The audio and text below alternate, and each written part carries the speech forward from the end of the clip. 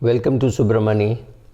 The BFSI, the banking and financial services space industry, has got amazing ability to create words and nomenclature which the common man cannot understand. Or trainers like us take a very, very long time to go around the world and say things which the industry then starts misusing. Let me explain. When everybody the last 20 years have been saying that term insurance is best, the industry beautifully comes out with a product called term insurance with return of premium, which is just a slightly more sophisticated word for a very, very cheap endowment plan, right? The worst thing about this, which 99% of the advisors also don't realize, is it's a trap to get you into a insurance plan which you can never get out of, because there is some money going to come back at the end of the plan, right? So you cannot surrender it because of that, and you will not be able to treat it as a great investment because it's not supposed to be a great investment. You will get a very poor return, but you are definitely trapped to pay the premium maybe for 30 years. If you took it at 30, you can end it only when you're 60. So you cannot give it up halfway because you've already put in some money, and nothing you will get if you stop halfway. So term insurance is a good product, but term insurance with return of premium is not a good product. Similarly, when we go around saying index funds are good, you will have to answer one very difficult question: which index fund? Because there are just too many index funds. In the US, there are index funds which leverage. In India, that leverage is not allowed, but somebody could launch an AIF or a PMS with the leverage, right? So all these things are happening. So let us look at the US, where far more data is available and which has many more indices than India has. So let us look at the difference, because ultimately when you are indexing, the devil is in the details. You can just pick up and say, oh, I'm doing an index, but it could be a large cap index, mid cap index, full market index, right? If you do not know which index to pick, I mean, it's sounding so funny that it looks like you need an advisor to pick an index fund. It does not, but you have to understand which index are you picking, right? Are you picking Sensex? Are you picking Nifty? Are you picking equal weighted? Or are you picking a fund which says we will invest from the index and not in the index, like the NPS? NPS need not invest in the index, it has to invest from the index. So which means it is active management of within say 50 or within say 200 shares, depending on. So again, NPS is now more likely to become a managed fund rather than an index fund, right? It's no longer a passive fund, it is now a managed fund. So let us look at the variety of indices that is available in the US, and let's look at how life gets complicated.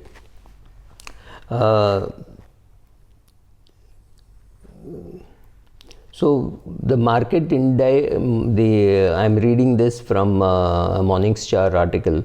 The broad market indexes composition rules. So there is the S&P 500, which is perhaps the most popular. All over the world, people know about this. So how does it approach for security selection? It's a committee based count, and there have to be 500 companies. So it's the top 500 as per S&P, means it is picked by a committee, right? It is. So what does it say? It says minimum market cap has to be approximately $12 billion. It's $11.8 billion. And there has to be a minimum public float of 10%, and it also should be profitable. Remember that it should be profitable. So many companies may not fit into that criteria if they're not making profits, right? And similarly, S&P has something called a US Total Market Index, where all securities passing eligibility criteria. So I think, and there the portfolio maintenance is done on a quarterly basis, whereas in the S&P 500 it is done on the basis of the committee deciding when it has to be done. So maybe they could meet every quarter, or they could meet every 6 months, but that decision is something which you do not know in advance what is going to happen, right? So if you go to the CRSP, then they also have a US large cap index. Top 85% of eligible universe by market cap. Minimum market cap has to be 15 million US dollars and minimum 12.5%. Okay, and it is reconstructed every quarter, and the spread trades across 5 days. The turnover mitigation into then there is a packet moving only half the position at the reconstitution, so it's a slightly more complicated one compared to the S&P 500. Now the CRSP US total market index is all securities passing eligibility criteria, and it has no other thing. It does not even say how often it will look at it, and like will it include Tesla or will it not include Tesla. These are decisions which has to take, right? So there is no such criteria for it. Similarly, there is the Dow Jones large cap, Dow Jones US total, then there is the Russell 1000 and the Russell 3000. In fact, the Russell 1000 is obviously the top 1000 based on market cap, and Russell 3000 is count based on 3000 of the top market cap. But in the Russell 1000, the minimum market cap has to be $30 million for the company to be eligible, whereas in S&P it is just 11.8, right? So how much should be the minimum float? S&P says 10%, Russell says 5%. Russell does a quarterly rebalance. Russell will also have some banding at the lower end, which is 2.5% plus or minus. It will have banding at the lower end. So picking stocks for all these funds will not be very easy, because you have to do within that criteria only, right? Now there are funds like the NPS which have to pick from the index. There is a difference, so please be careful.